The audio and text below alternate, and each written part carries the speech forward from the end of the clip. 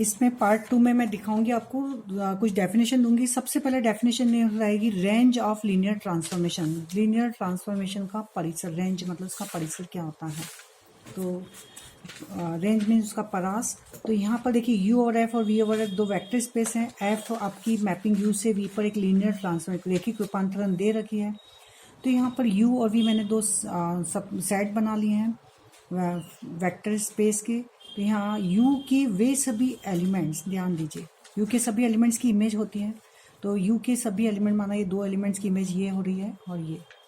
तो वी के वे सभी एलिमेंट्स जो कि यू के किसी न किसी एलिमेंट्स की इमेज हैं, वही होता है रेंज ऑफ एफ। ठीक है, अब ये दो एलिमेंट देखिए यहाँ छूट गए हैं, तो इनको रेंज ऑफ एफ में ये नहीं आएंगे। तो यहाँ से क्लियर है कि रेंज ऑफ एफ किसका सबसेट होता है, वी का। तो रेंज ऑफ एफ को हम डिफाइन करेंगे। रेंज ऑफ एफ मीन्स चूंकि वी का सबसेट है तो वी के F of alpha belongs to V, मतलब अल्फा की इमेज है किसमें, वी में।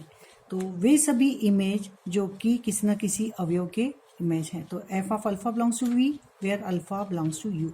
फिर से समझ लीजिए कि यहाँ पर वी के वे सभी एलिमेंट्स आएंगे जो कि यू के किसी न किसी एलिमेंट्स की इमेज हैं। तो हम बोल सकते हैं रेंज ऑफ एफ मतलब F of alpha belongs to V के वे सभी एलिमेंट्स जो कि यू के किसी न किसी एलिमेंट्स की इमेज हैं। तो F of alpha belongs to V where alpha belongs to U. तो ये होगा रेंज ऑफ एफ। क्लियर। तो range of F is a subset of V. तो हम यहाँ लिख सकते हैं कि यदि F of alpha belongs to range of F तो which implies alpha belongs to U. अब यहाँ पर kernel of a vector space दूसरी डेफिनेशन दे रही हूँ मैं। कर्नल किसी भी वेक्टर स्पेस का कर्नल क्या होता है, कर्नल मतलब अस्टी। तो यहाँ पर फिर वही F is a mapping from U to V, एक लीनियर ट्रांसफॉर्मेशन हमें दे रखा होगा एल टी रेखिक रूपांतरण। तो कर्नल ऑफ एफ मीन्स वे सभी elements, kernel of F U का सबसेट होता है। यू के वे सभी elements alpha belongs to U जिनकी इमेज जीरो डैश के इक्वल है। तो यहाँ पर मैंने लिया यू और वी, एफ मैपिंग ली। तो यू के एलिमेंट्स हैं, चूंकि यू के सब एलिमेंट्स कहीं इमेज रखते हैं तो इसकी इमेज यू की ये है वी के एलिमेंट। बट ये तीन जो एलिमेंट्स हैं उनकी इमेज जीरो डैश के इक्वल है। तो कर्नल एफ मीन्स ये जो मैंने शेडेड बताया यही आएगा। कर्नल एफ मीन्स वे सभी एलिमेंट जिनकी इमेज क्या है, जीरो डैश। तो ध्यान दीजिए कर्नल एफ किसका सबसेट होता है, यू का। Range of F is subset of V. ये क्लियर। अब मैं दूसरी डेफिनेशन दे रही हूँ।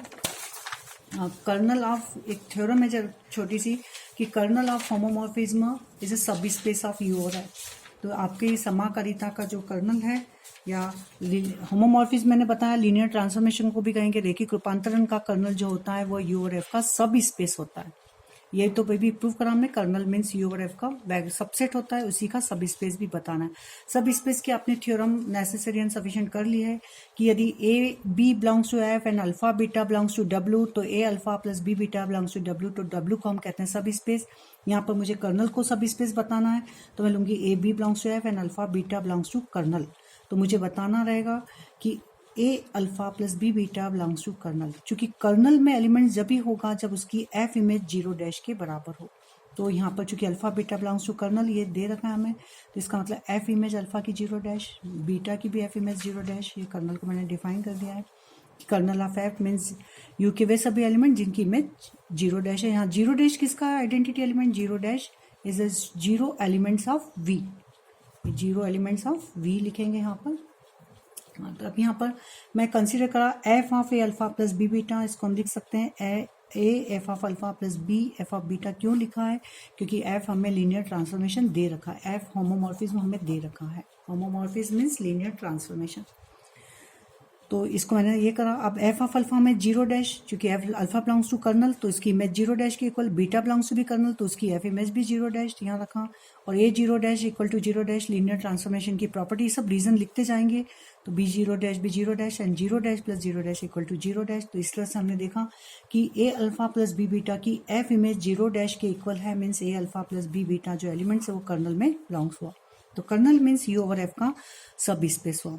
अब इस पर मैंने देखा यहाँ पर कि आपकी कुछ थ्योरम आइसोमॉर्फिज्म पर रहती हैं।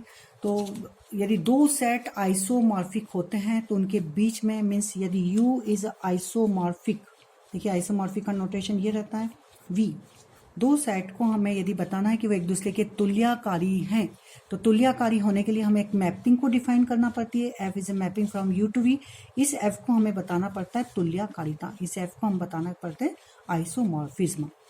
तो दो सेट आइसोमॉर्फिक होते हैं और मैपिंग होती है उनके साथ जो वाली आइसोमॉर्फिज्म। ठीक है, तो सेट के बीच में तुल्यकारी होता है ये नोटेशन, और वो मैपिंग हम एक डिफाइन करेंगे एफ यू से वी पर, उसको हम तुल्यकारिता यदि बता देंगे, उसको हम आइसोमॉर्फिज्म बता देंगे, तो ये दो सेट आइसोमॉर्फिक हो जाएंगे। तो आइसोमॉर्फिज्म मीन्स हमें क्या बताना रहता है, आइसोमॉर्फिज्म हम बताते हैं एफ इज ए 1 1 के लिए ध्यान रखिए कि हम लेंगे इमेज दो एलिमेंट्स की बराबर और हम बताएंगे कि एलिमेंट्स इक्वल हैं, means F of alpha equal to F of beta. तो यदि दो एलिमेंट्स की इमेज इक्वल तो हम बताएंगे एलिमेंट्स इक्वल हैं। एफ इज ऑन टू के लिए हमें बताना पड़ता है कि यदि alpha dash belongs to V, for every alpha dash belongs to V, तो there exist alpha belongs to U such that F of alpha equal to alpha dash.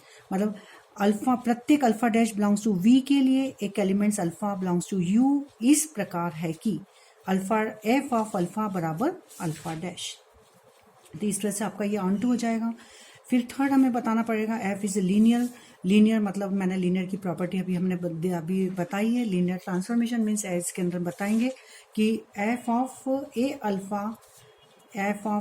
Alpha plus B beta, इसके अंदर बताएंगे A F of alpha plus B F of beta. ये तीनों condition यदि हम बता देते हैं 1 1 ऑन टू एंड लीनियर, तो ये हो जाती है एफ जो मैपिंग होगी यू से वी पर आइसोमॉर्फिज्म, ये लीनियर ट्रांसफॉर्मेशन पर डिफाइन हो जाएगी। तो